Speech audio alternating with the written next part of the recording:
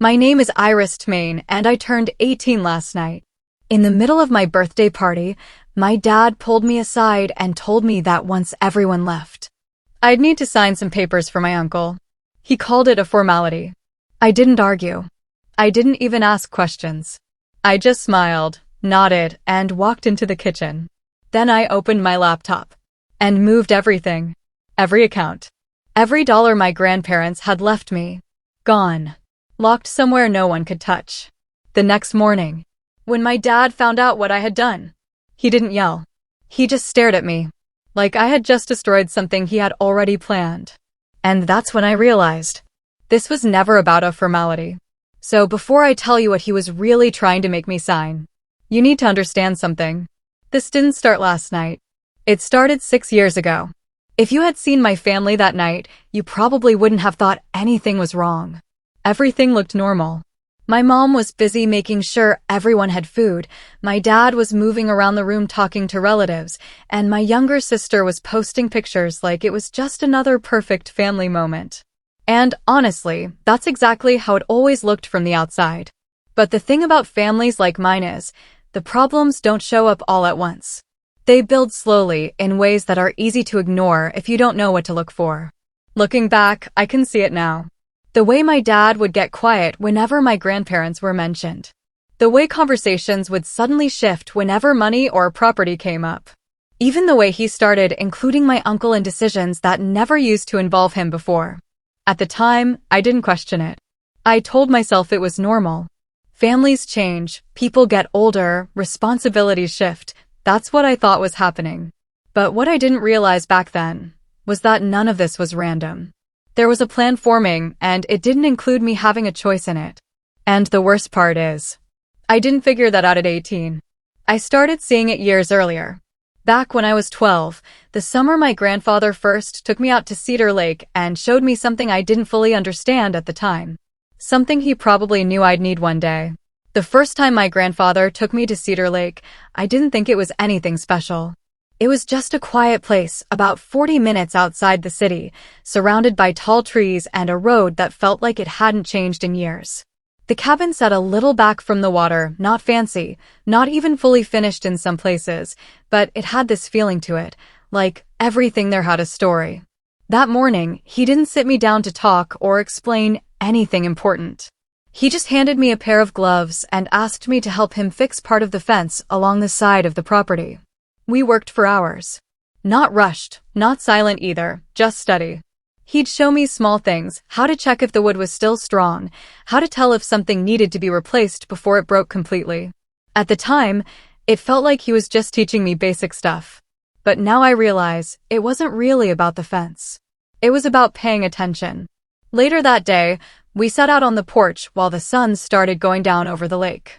Everything was quiet in that way that makes you actually hear your own thoughts. That's when he said something I didn't understand back then. He told me, this place stays in the family, but family isn't always who you think it is. I remember laughing a little, thinking he was just being philosophical or trying to sound wise. I was 12. I didn't think there was anything deeper to it. But he didn't explain it further. He just let it sit there. And over the next few months, every time I went back to that cabin, he kept teaching me things without calling them lessons. Where the property lines were, which documents mattered, what things were actually in his name, and what things weren't. At the time, it all felt random, like pieces that didn't connect to anything. But standing in my kitchen 6 years later, after moving everything out of reach, I realized those weren't random moments. He wasn't just spending time with me. He was preparing me for something he knew was eventually going to happen.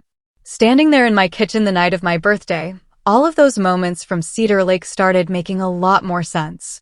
At the time, I didn't fully understand why my grandfather had been so specific about certain things, why he showed me documents, why he made me pay attention to names, ownership, and details most people would ignore at that age. But that night, when my dad told me to sign those papers without explaining anything, something clicked. It wasn't a feeling I could prove. It was just recognition. Like I had seen this coming before I even knew what it was. So I trusted that instinct. That's why I didn't ask questions. Because if I had asked, he would have given me answers that sounded reasonable. He always did. And that's the thing about situations like this. The truth usually doesn't sound suspicious. It sounds normal. Until it's too late. After I moved everything and closed my laptop, I went back to the party like nothing had happened. I smiled, talked to people, even cut the cake like it was just another birthday. And my dad?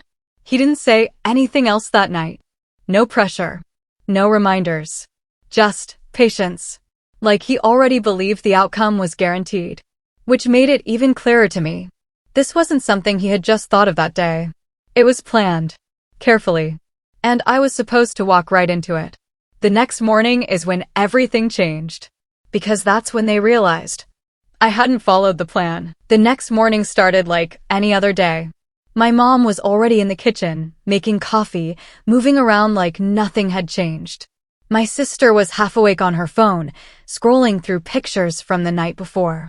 Everything looked normal. But the second my dad walked in, I knew it wasn't. He didn't raise his voice. He didn't look angry. He just looked focused. Like he was trying to understand something that didn't make sense yet. He looked straight at me and asked, "Did you move anything last night?"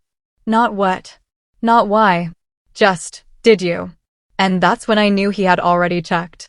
I didn't try to deny it. I just said yes. Calm. Simple. For a moment, he didn't react. He just stood there, like he was replaying the plan in his head and realizing it hadn't gone the way he expected. Then he sat down slowly, and that's when my mom started asking questions. What's going on? What happened? But he didn't answer her right away.